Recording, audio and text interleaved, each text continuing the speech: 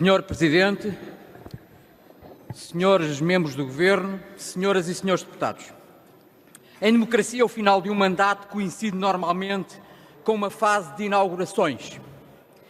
Com este Governo, como não há inaugurações para efetuar, a poucos meses de eleições, com o intuito de disfarçar o que não fez e devia ter feito, somos confrontados com uma avalanche de anúncios de obras que não existem, com promessas de milhares de milhões para tudo e um par de botas, sem qualquer financiamento garantido, sem a reflexão necessária, numa espécie de tudo ao molho e fé em Deus. Sim, esta é a imagem que se pode ter do programa 2030. Acontece que a realidade concreta do dia-a-dia dos portugueses é muito má. Ao nível da ferrovia, quando temos comboios que em andamento perdem o motor, atingimos o impensável.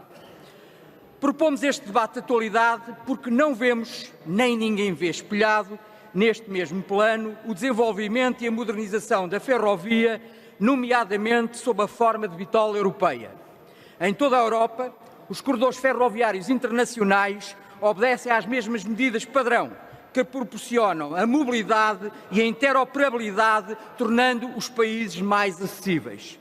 Estamos a falar de comboios modernos, confortáveis e velocidade alta, não de projetos de alta velocidade, como provavelmente os senhores membros do Governo vão tentar confundir os portugueses na resposta que me irão dar. A questão que se coloca é saber se o Governo português pretende apostar ou não na ferrovia seguindo um padrão europeu. E a resposta é não. O Governo pretende investir em ferrovia no percurso internacional, mas em bitola ibérica de via única. Bitola esta que deixará de ser ibérica e passará a ser só portuguesa, porque a Espanha irá, a partir de 2023, abandoná-la e só Portugal, de forma isolada, ficará com ela numa espécie de Brexit ferroviário. Perguntarão o que ganham os portugueses com isto. Nada, pelo contrário, perdem. Perdem, pois a existência neste erro estratégico compromete de forma severa o futuro das nossas empresas.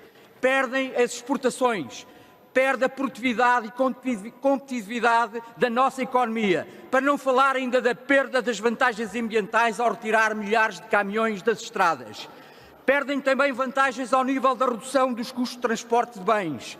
Perdem também vantagens na redução da fatura da dependência energética.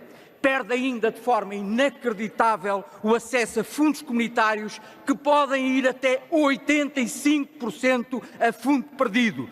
Isto para uma economia com as nossas características não será com certeza despiciando. Senhor Secretário de Estado, Portugal está a perder oportunidades e o Governo coloca-nos numa verdadeira e temível ilha ferroviária. O Governo, ao insistir na bitola ibérica, quando anuncia a maior modernização dos últimos 100 anos, é um erro estratégico, pois deixa Sines, o nosso porto com maior potencial, completamente desligado da Europa. Não é verdade o que diz o Sr. Primeiro-Ministro, que Sines vai ficar ligado à Europa. Mais uma vez, como no aeroporto de Beja, os alentejanos vão mesmo a passar comboios e o Porto de Sines vai ficar apeado do comboio europeu. Senhoras e senhores deputados, os portos de mar não podem ficar desligados da Europa. Portugal investiu muito no aumento da capacidade logística dos portos marítimos, sendo este um fator de vantagem competitiva para Portugal face aos restantes países da Europa. Neste contexto é extremamente crítico e de veras exigente um meio de comunicação rápido, com grande capacidade de transporte de mercadorias. Só assim Portugal poderá ser a verdadeira porta de entrada das mercadorias que circulam no Oceano Atlântico dirigidas à Europa. Mas o que é inacreditável é mesmo a justificação dada pelo Sr. Ministro numa recente entrevista, e abro aspas, é a citação do Sr. Ministro: manter a bitola ibérica é uma forma de evitar a concorrência desenfreada dos mercados liberalizados. Isto serve a quem, Sr. Ministro Pedro Marques? Proteção natural do quê? Com que interesse público é necessário ser acautelado? Se continuamos a investir em bitola ibérica, senhores membros do Governo, proteger o interesse público e as nossas empresas é permitir a utilização da nossa rede de transportes por diferentes operadores e permitir a livre concorrência para podermos beneficiar de preços melhores e melhores serviços para as empresas e para os cidadãos em detrimento de monopólios.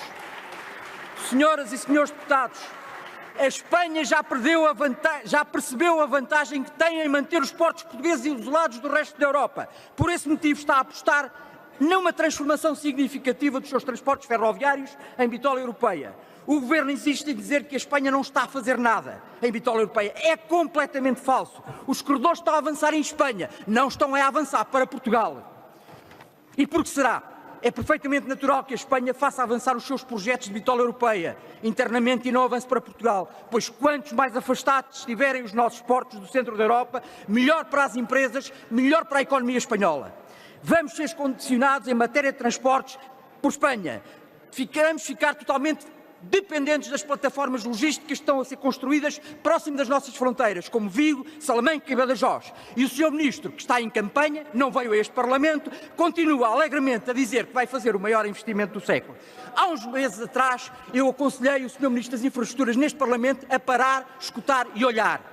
A parar com a campanha, a escutar os portugueses e a olhar para o futuro. Agora deixo-lhe mais um tema, é que pare para pensar. E para pensar um bocadinho, que interesse público é que o Sr. Ministro está a pretender acautelar? Tenho dito.